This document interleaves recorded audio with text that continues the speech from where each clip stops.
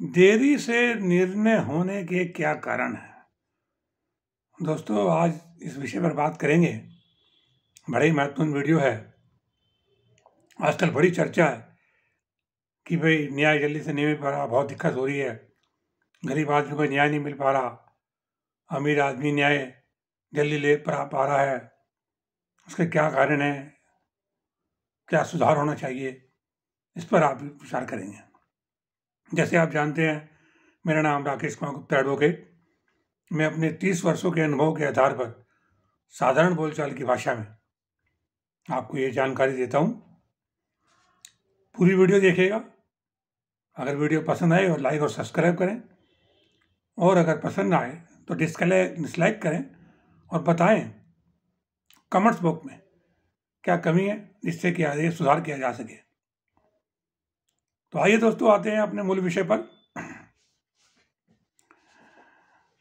देखो, आजकल दोस्तों सबसे अधिक चर्चा इस बात की हो रही है कि हमारे माननीय महामहिम राष्ट्रपति महोदय आदरणीय द्रौपदी मुर्मू जी द्वारा संविधान दिवस 26 नवंबर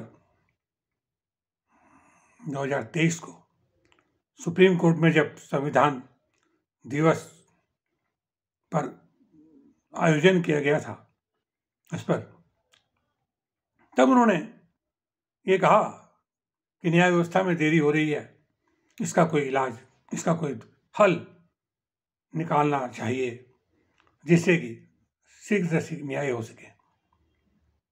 उन्होंने सुझाव दिया कि जैसे IAS और PCS वगैरह के एग्जाम्स होते हैं, इसी तरह की एक कोई आयोग बनाया जाना चाहिए, यह व्यवस्था बनाई जानी चाहिए, जिससे कि अधिक से अधिक न्यायिक अधिकारियों को नियुक्ति की जा सके और शीघ्र से शीघ्र न्याय मिल सके।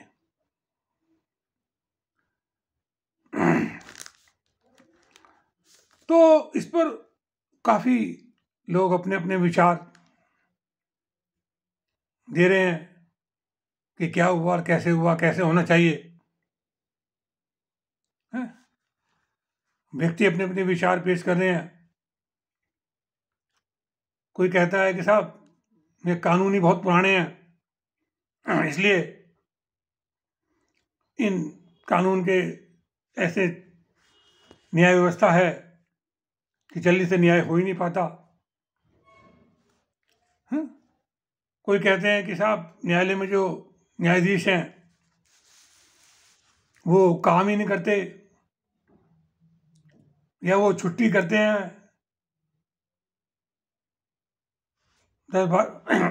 8 घंटे 9 घंटे कार्य नहीं करते हैं, काफी कम समय कार्य करते हैं। कहते हैं कि सब गर्मियों में छुट्टी लेते हैं, सर्दियों में छुट्टी लेते हैं।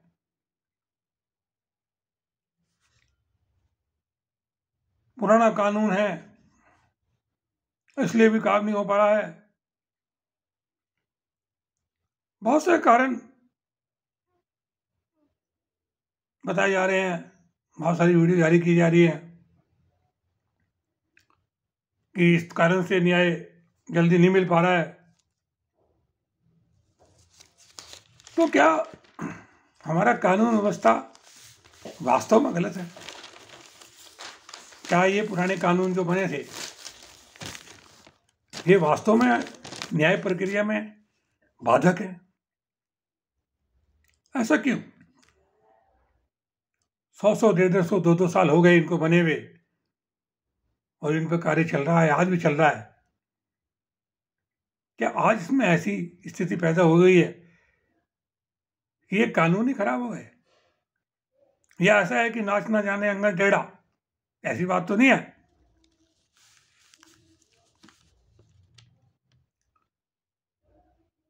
क्या न्याय प्रक्रिया में सुधार नहीं हो सकता? क्या ऐसे ही चलता रहना चाहिए? क्या ऐसे ही चलता रहेगा? क्या गरीब व्यक्तियों को न्याय नहीं मिलेगा?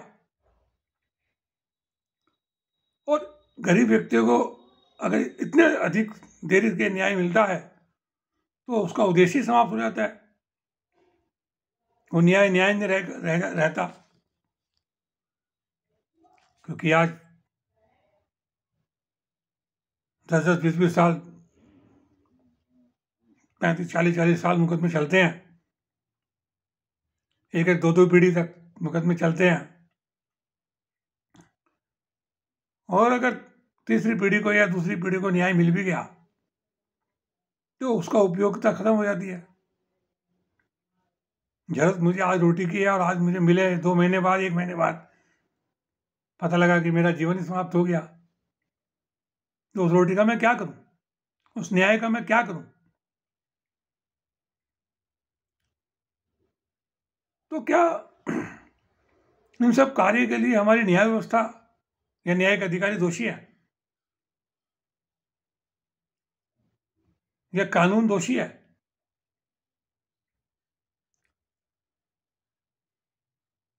अभी एक वीडियो आया था, उन्होंने कहा कि साहब हमारे यहाँ 5 करोड़ केस डिस्ट्रिक्ट न्यायालयों में, हाई कोर्ट में और सुप्रीम कोर्ट में पेंडिंग है,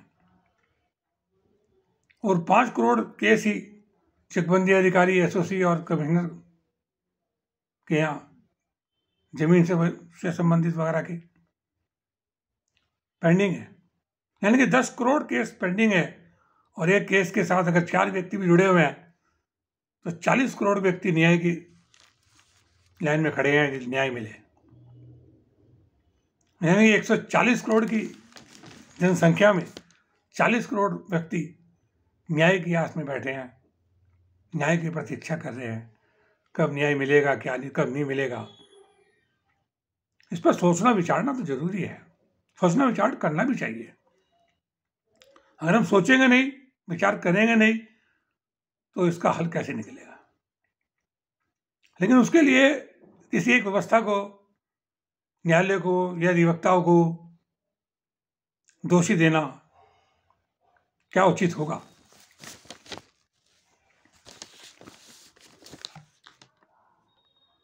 इस पर मैंने विचार किया, क्योंकि मैं भी 30 वर्षों से भी अधिक न्याय प्रक्रिया से जुड़ा हूँ।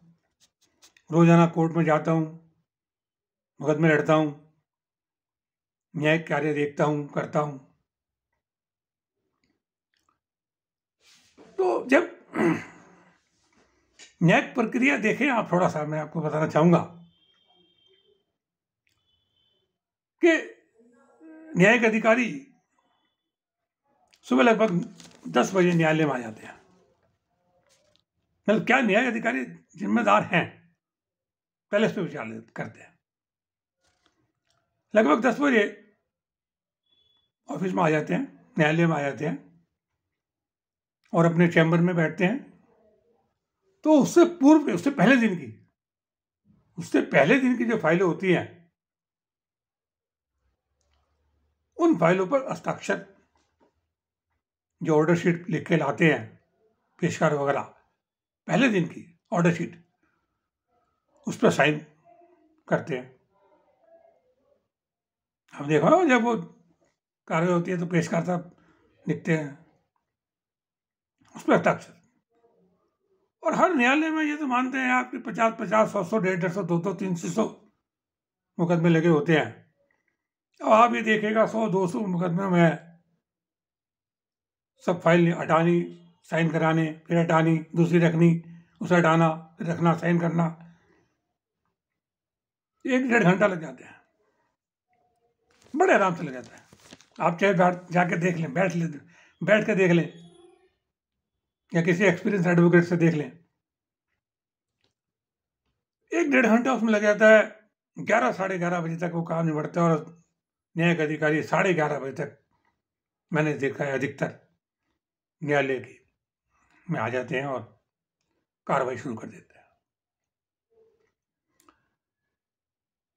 अब आधा घंटा जो मुकदमे होते हैं उनमें सुनवाई, हाँ भाई बताओ, 1-2 केस ही कर पाते हैं।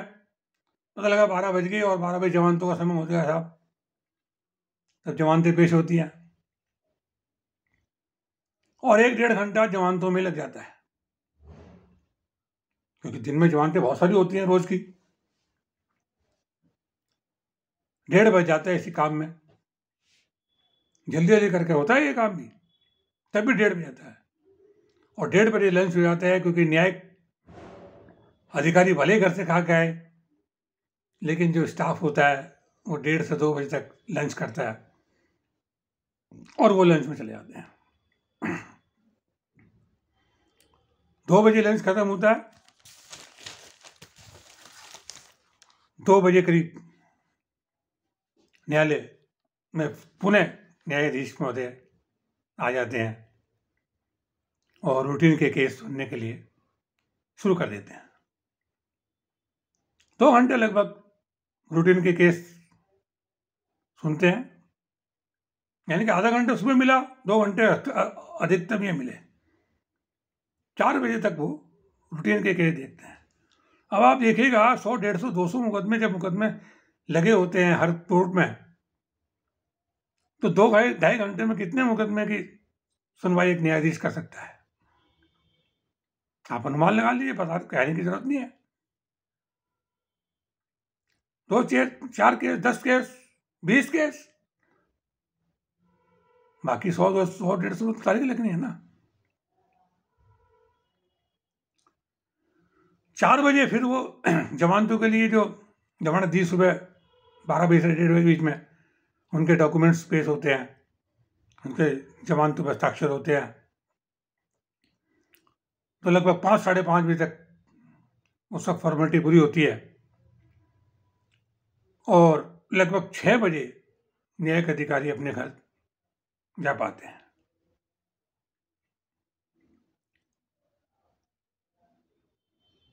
जबकि जो न्यायालय में कर्मचारी होते हैं, बाबू हैं, पेशकार हैं, हवलदार हैं, उन्हें तो रात को घर जाने में 7 से 8 बज जाते हैं, क्योंकि उन्हें तो पूरे दिन की फाइलों को संभालना है। कौन से वकील साहब ने किस मुकदमे में क्या कागज दिया, क्या किसी को दिया नहीं दिया, मिला नहीं मिला, उसे हर पत्रावली में रखना, हर पत्रावली की ऑर्डर शीट लिखनी, तो पूरे 100, 150, 200, 300 फाइलों की ऑर्डर शीट लिखते हैं। आज इसमें क्या हुआ, कल को क्या होगा, अगली डेट पे क्या होगा, कौन सी डेट लगी, उस डेट का रजिस्टर फिर मेंटेन करना न्यायालय में रहता है। तो 7 से 8 बजे से पहले वो लोग घर नहीं जा पाते, और सुबह फिर वही 10 बजे फिर आ जाना है, फिर वो प्रक्रिया जारी हो जाती है। तो ऐसे में न्यायिक अधिकारी को समय कितना मिला, आप विचार कर लीजिए। ये जो मैं बात आपको बता रहा हूं ना, ये अपने अनुभव के आधार पर बता रहा हूं, ये वास्तविकता है ये। लेकिन अभी तो मैंने आपको एक बात बताई नहीं, ये तो वो प्रक्रिया है जो हमारे आंखों के सामने होती है, लेकिन कुछ ऐसे भी काम होते हैं जिन्हें न्यायिक अधिकारी को अपने चैम्बर बैठ के भी करना पड़ता है। अब जो मुकदमे सुने, किसी भी तरह का मुकदमा, उसमें आदेश भी तो होना है, निर्णय भी तो होना है। निर्णय करने का समय इस प्रक्रिया में पूरे दिन में कहाँ मिला अधिकारी को? सुबह 10 बजे से लेकर शाम के 6 बजे तक लगातार काम करने के बाद उन्हें निर्णय भी लिखवाना है। वो किस समय अपना आदेश लिखवाएं? न्याय करना ही है। और ऐसा नहीं है कि किसी भी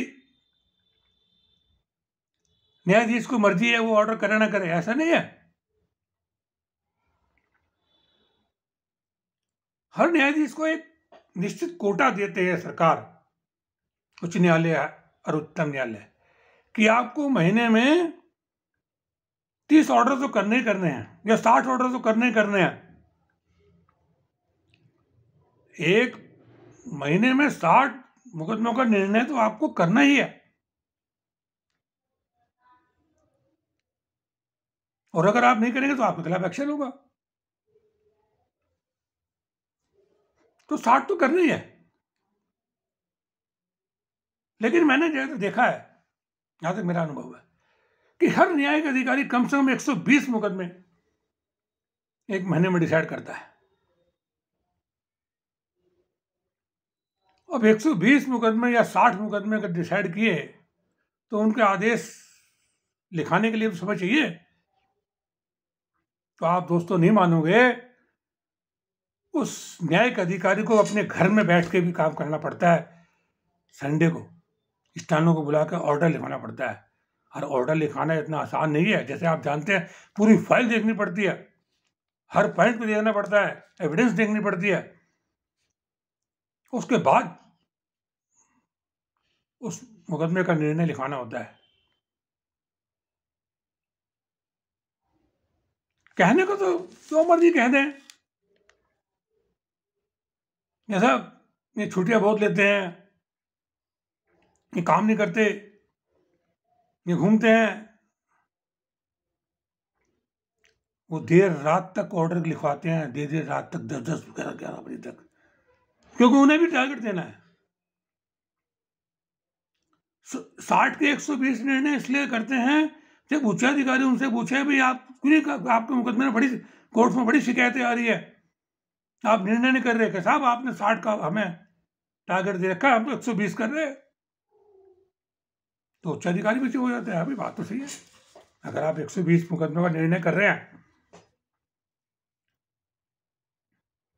और होते हैं, ऐसा नहीं होते, आप देख लें किसी भी न्यायालय में जाके उसका रिकॉर्ड,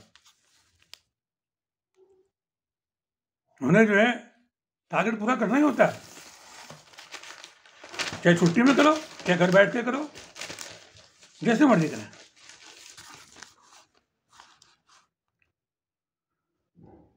तो इसलिए इन बातों से न्यायिक अधिकारी को तो आप दोषी नहीं कह सकते। फिर आरोप लगाना तो बड़ा आसान है दोस्तों, कि आप काम नहीं करते, आप वीआईपी सुविधा लेते हैं। दोस्तों, सभी न्यायिक अधिकारी दिमाग का काम करते हैं, और दिमाग से ही आदमी थकता है हमेशा, यह आप मानते हैं।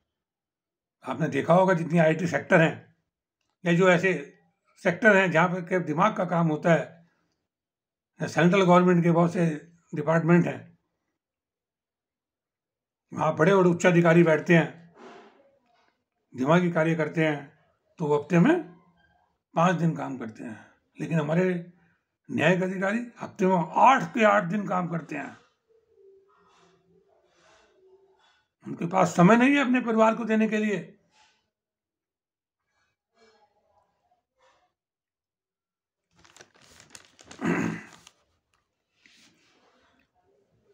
लेकिन आरोप तो बहुत लगा देते हैं। 8 के 8 दिन जब कार्य कराया जाता है तो कितना दिमाग पर जोर पड़ता है, कैसे कार्य करते हैं, किन परिस्थितियों में कार्य करते हैं, आप एक बार सोच के देखें। तो केवल न्यायिक अधिकारी को दोषी नहीं कहा जाता है।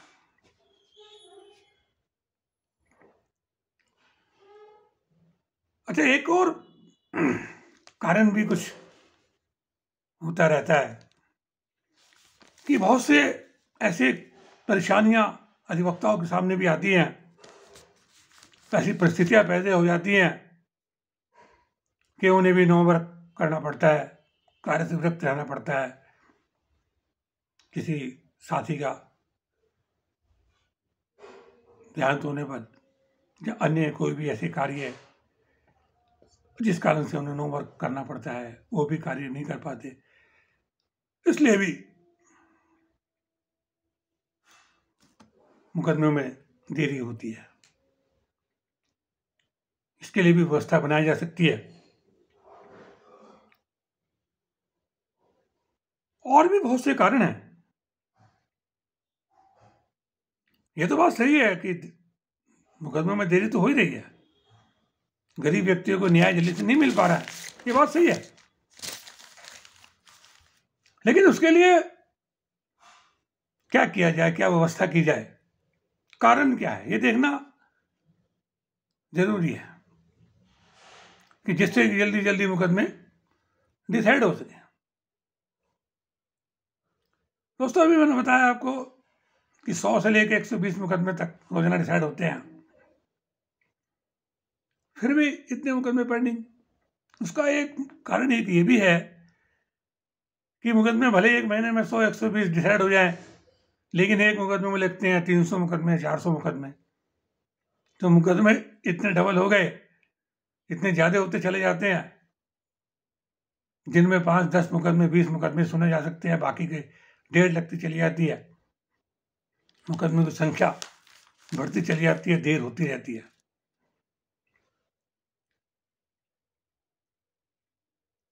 इसलिए ऐसा लगता है कि भाई न्याय हो ही नहीं पा रहा है, न्याय कर ही नहीं पा रहे, जबकि ऐसी बात नहीं है। सभी न्यायिक अधिकारी रिकॉर्ड से ज्यादा कार्य करते हैं, क्षमता ज्यादा कार्य कर रहे हैं। एक कारण ये है कि ये मुकदमा ही बहुत, ये कानून बहुत पुराने हो गए हैं, इनको कानून में बहुत समय लगता है, ये व्यवस्था खराब हो गई।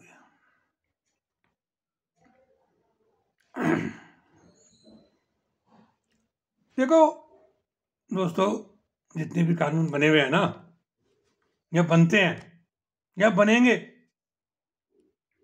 उन सब में कानून बनाते समय ही ये व्यवस्था दी गई होती है कि ये मुकदमा इतने दिन में डिसाइड होना चाहिए। समय है हर मुकदमे में, हर मुकदमे को डिसाइड करने के लिए समय सीमा एक्ट में दी हुई है, अधिनियम में दी हुई होती है। लेकिन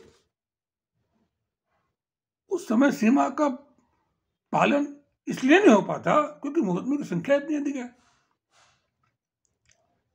अब जब इतने मुकदमे की संख्या है तो न्यायिक अधिकारी उस समय सीमा के अंदर कैसे निर्णय कर सकता है, कैसे कोई उससे एक्सप्लेनेशन ले सकता है कि भाई इसके अंदर तो 2 महीने का समय था, आपने 3 महीने क्यों लगा दिए?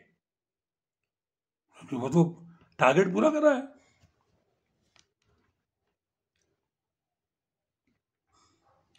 तो इसलिए कानून गलत नहीं बना हुआ है।